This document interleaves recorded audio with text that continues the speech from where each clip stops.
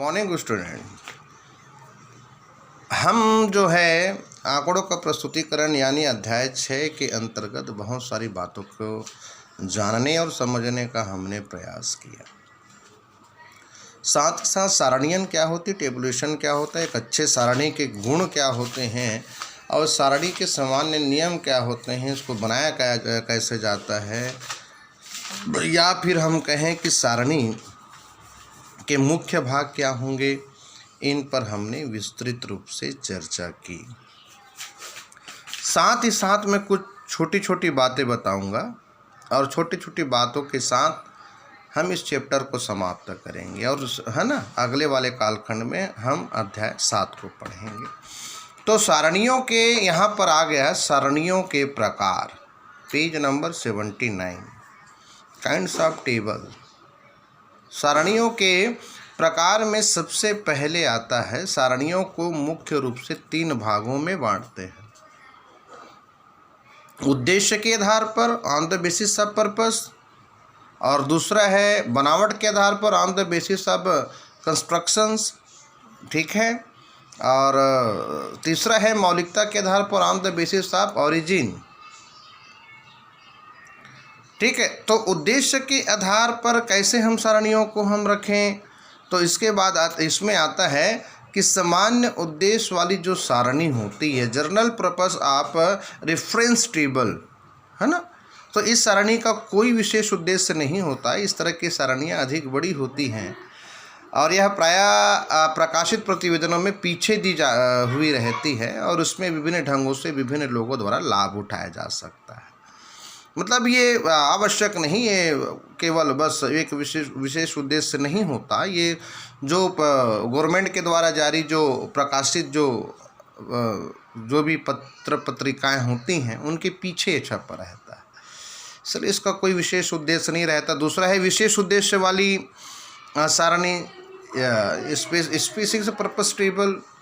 तो इसमें क्या है, यह सारणी सामान्य उद्देश्य वाली सारणी की सहायता से किसी विशेष उद्देश्य के लिए बनाई जाती है या बनाई जा सकती है। यह आकार में सामान्यतः छोटी रहती है तथा किसी एक निष्कर्ष से कुछ निकट संबंध वाले निष्कर्षों को बनाने के लिए तैयार की जाती है।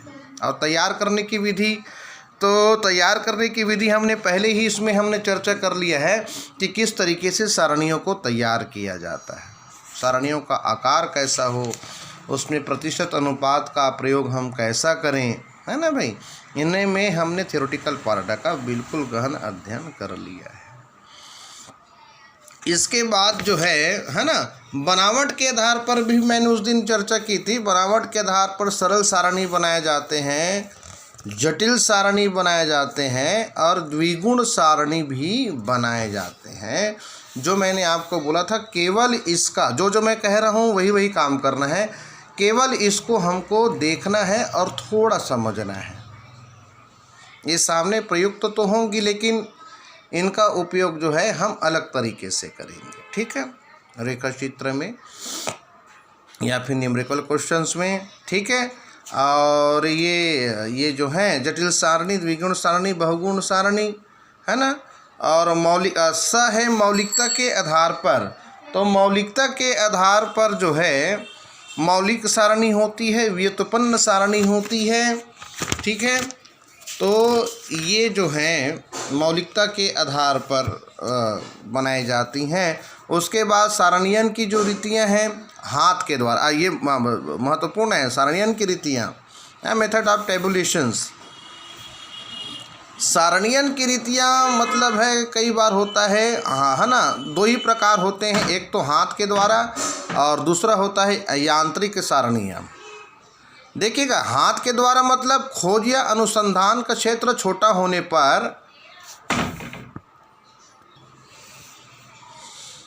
तो ये जो है हाथ के द्वारा खोज या अनुसंधान क्षेत्र छोटा होने पर मानवीय प्रयास द्वारा सारणियन किया जाता है और इसमें अवलोकन की संख्या सीमित मात्रा में होती है, ठीक है। और इसमें निम्न उदाहरण के द्वारा, जैसे 0 से 40, 40 से 80, 80 से 120, 120 से 160, 160 से 200, इसमें टेली चिन्ह भी बना दिए हैं, जिसको टिपेट की हम संख्या भी कहते हैं।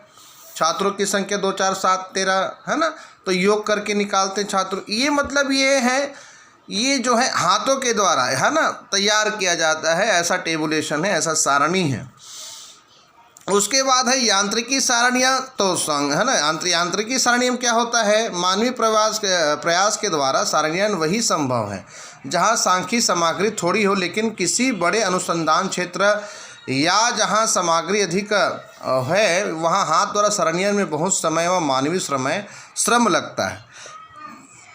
ठीक है, और ऐसी परिस्थितियों में मशीनों का प्रयोग अधिक खर्च होता है और परिणाम स्वरूप परिश्रम, समय एवं धन की बचत होती है।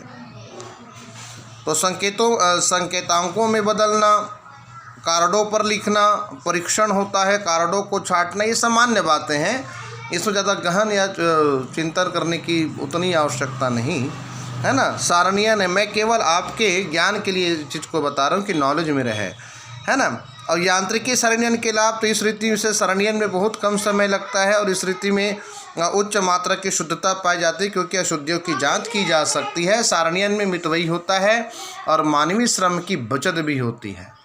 ठीक है, अब उसके बाद आता है द्विचर आवृत्ति सारणी, यानी ये देखिएगा द्विचर सारणी में क्या होता है, यदि विभिन्न पदों के दो दो माप लेकर उन्हें एक आवृत्ति सारणी में व्यवस्थित करने हेतु समान पदों की संख्या को दो चर मूल्यों के माप के आधार पर आवृत्ति सारणी में रखा जाए तो इसे द्विचर आवृत्ति सारणी कहा जाएगा।